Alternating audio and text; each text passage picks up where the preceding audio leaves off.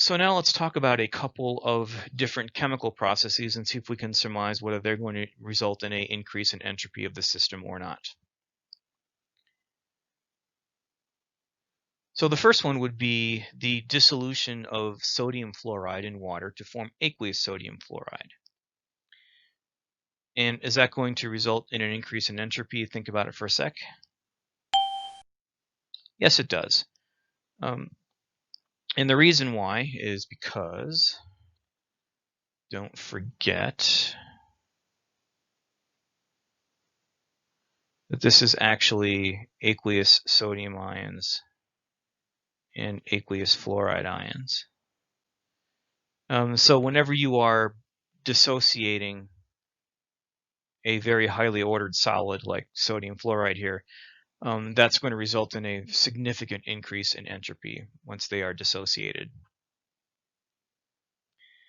So what about this? We have sodium hydride. You throw that in water, it makes sodium hydroxide and hydrogen gas. And if you put enough of it in it, by the way, I have heard, it releases enough heat that the hydrogen gas also often reacts with atmospheric oxygen and ignites sometimes. Now, this one will also result in an increase in disorder because there's actually a few things going on. Now, number one, you do have, again, our solid becoming aqueous. And again, remember that's actually sodium ions and hydroxide ions. But you're also making a gas. And so you're going from the most ordered state possible to the most disordered state possible. So typically, whenever you're producing a gas, that's also going to result in an increase in system entropy.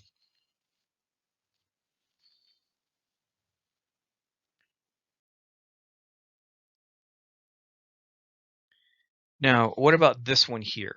You don't have the gas thing going here because everything is a gas. So sulfur, in some cases, sulfur hexafluoride can break down into sulfur tetrafluoride and F2 gas. And this also is an increase in entropy.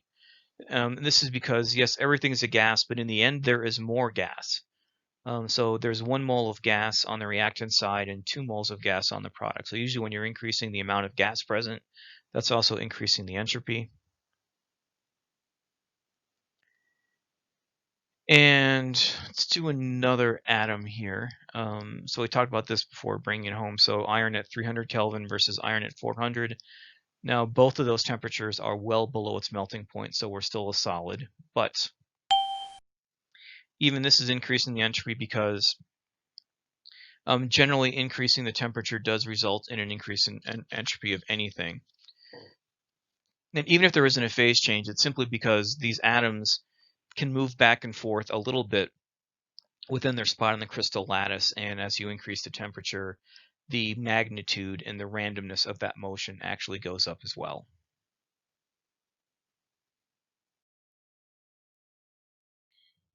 And that last example is a segue into the third law of thermodynamics.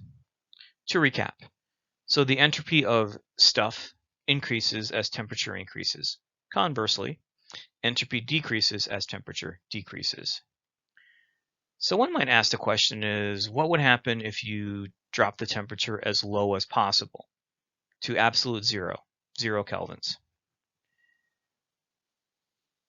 And this is what the third law actually talks about and says that if by the time you hit absolute zero, you form a perfect crystal, then the entropy of that solid will be zero, or more specifically, 0 joules per Kelvin. So by the way, we haven't talked about this yet, but here it is. The units of entropy are joules per Kelvin in SI system. So it's energy divided by temperature, almost always joules per Kelvin. So it's not energy, it's not joules, it's joules per Kelvin.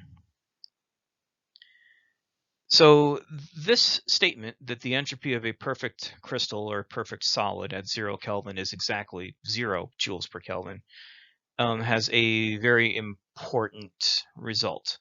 It says this means that actually entropy has a computable absolute value unlike energy and enthalpy did not. So we always talked about the relative or changes in energy and enthalpy. So that's why we always talked about delta E and delta H. But entropy actually, because of this, is a little bit different. And this is because of this statement here, that it's 0 at 0 Kelvin. And here's what I mean by that. All right, so is there a reason to say that? Yes, let's go back to Boltzmann at the very beginning here. He said that the entropy is equal to the log of how many ways you could orient something. Well, in a perfect crystal, there's really only one arrangement of these things.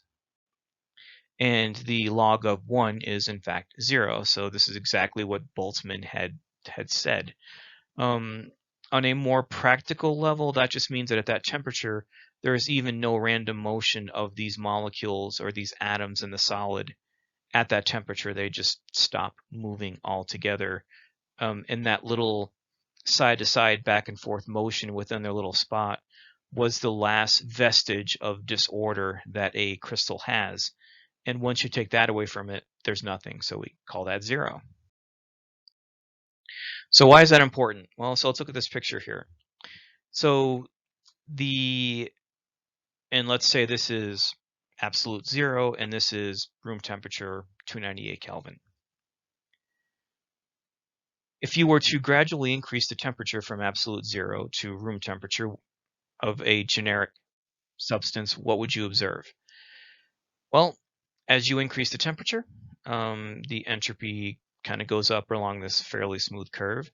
And then at some point, you would observe an abrupt increase in entropy at a specific temperature. That temperature would be the melting point, and that's when you start to make a liquid. And that discrete jump at that temperature is the entropy of fusion.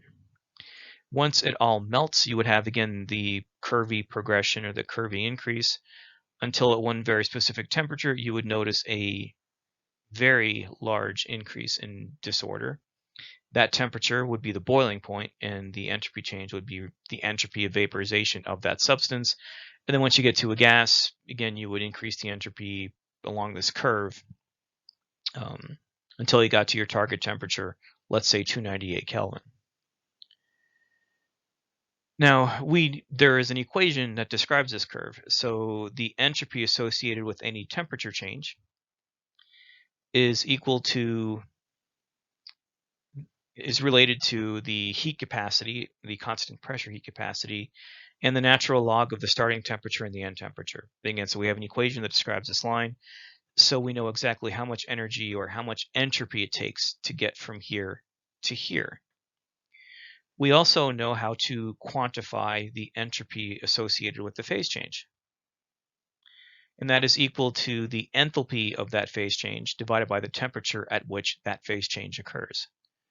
So we know the entropy change going from here to here. We know the entropy change going from here, and then there, and then there, and then there, and we can add them all up.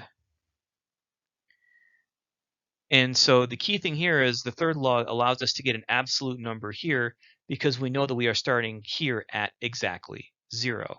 And that, again, is not the case for the state functions we've talked about before, like energy and enthalpy. So you can actually calculate the absolute entropy of something under, let's say, a set of agreed upon standard conditions. And so if you look at the appendix in the back of your book, so standard conditions like 1 mole and assume 298 Kelvin, that these are not standard entropies of formations. They're not standard delta S's. They are actually simply standard entropies. And their units are typically joules per mole per Kelvin because they're usually given in molar amounts. And that is actually it for this lesson. And we will pick up in a bit with the next part of the chapter.